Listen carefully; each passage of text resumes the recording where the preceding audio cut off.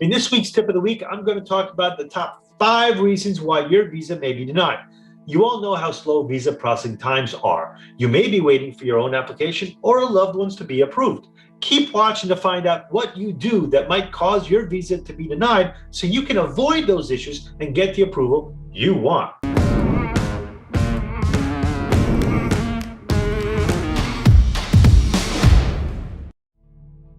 I'm immigration attorney Andres Mejer. I help immigrants throughout the U.S. and the world get an immigration status inside the U.S. legally. I became an immigration attorney after having to figure out the immigration system for myself and helping my family. I came to the U.S. as a child, and for a long time, I was illegally in the country. Because of my experience, I like to help people who need legal status get one. So, visas. We all know consulates and embassies are slower than slow in processing visas today.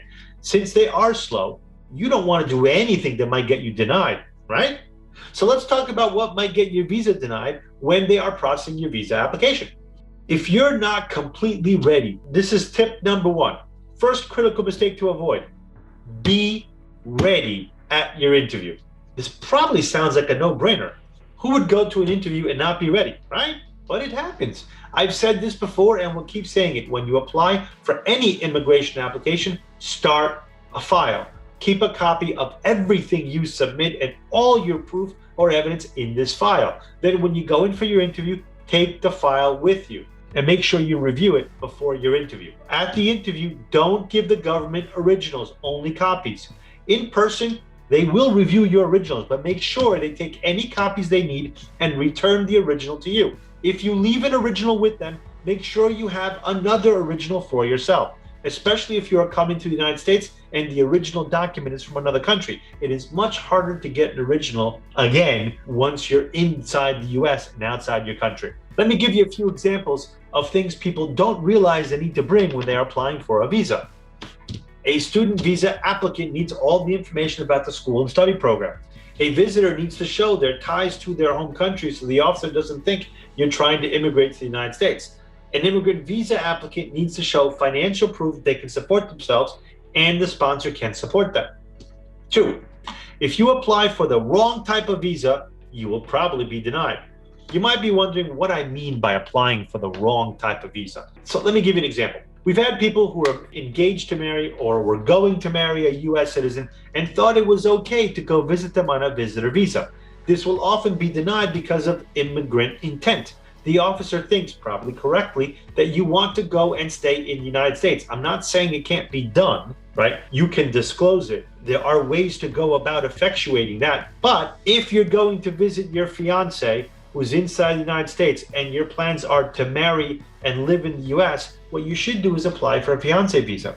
Yes, it might take a little longer than a tourist visa, but in the long run, it's gonna save you time, money, and help your green card application process faster, so do it right the first time. Now, if you already have a tourist visa, by all means, come to the United States, stay with your fiance, see if it works out, and then you can get married and engaged and so forth. But if you don't have a visa to enter the United States and you're applying for a tourist visa when really your intention is to get married and stay in the United States, fiance visa makes a lot more sense. 3, don't be disrespectful or lie to the interviewing officer.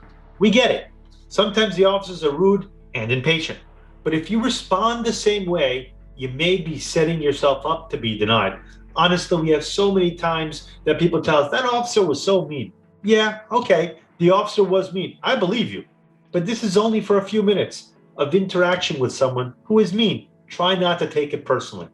This is the rest of your life that may be impacted by how you treat someone. Sure, we'd love it if cases were only decided on the evidence offered, but the officers are human. They too have bad days. Maybe every day's a bad day. If you make that day worse, you may cause yourself to get the bad news of a denial. We've had people ask us on our channels things like, should I tell them that I ate a marijuana gummy or should I hide my illegal entries?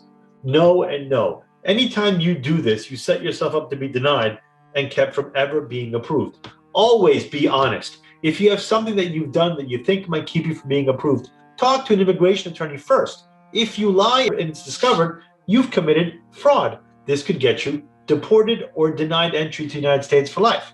If you were allowed entry, even after you became a citizen, you could be deported. I talked a few months ago about a man who was deported when he was in his 90s for having been a Nazi officer during World War II, and he never disclosed it in his citizenship application. Now, he had his citizenship for years, but because he lied in that application, it was denied, he lost his status, and he was deported back to Germany. Be kind, even if the officer is not. 4, not communicating well. What do I mean by this? You know I speak Spanish, right? It was my native language, but I didn't speak it for a long time. Well, I focused more on English when I was younger. And sometimes, even today, I use the wrong word in Spanish when I do these videos, and my staff will tell me afterwards. Actually, they'll laugh at me. I'm an educated gringo. I'd like to remind everyone that you should only answer the questions you are asked. Sometimes we think the more we talk, the more people will like us. When you are an overwhelmed consulate worker, trying to process as many applications as possible each day, you want people who only answer the question asked. They're short and they're to the point with their answers. We've had people give the wrong answer because they didn't understand the question, and this has jeopardized their approval. If you don't understand what the officer is asking, ask them to repeat the question. They will answer or rephrase it. 5, providing too little or the wrong information with your application will get you denied too. Don't do that. I'm sure you say this won't happen to you. You would never do this, but it happens too often. Let me give you an example. If you're applying for an immigrant visa, you may need to provide tax documents to show sufficient income, but maybe you don't have copies or it's taking too long to get them. The officer isn't going to say, oh, no, it's fine, you don't actually need it. No, you really do need those documents. Look, the workers are overwhelmed. Not only are they coming out of 4 years of a presidential administration that wanted to basically stop immigration, but then they had a pandemic, and now they have people angry that there is a massive backlog. Make their job easy. Prove your case with all your documents. More information is not going to hurt you unless it's not the right kind of evidence. But too little certainly will hurt you. Your goal is approval, right? Follow these tips and your chances of approval increase. If you need help with your immigration case, call our office. If we can't help you, we won't take your money. Thank you to everyone who watched their videos. I appreciate your likes, your shares, and your comments. If there's something you want to know about in U.S. immigration, write a comment below and we'll try to answer it on our page or in a future video.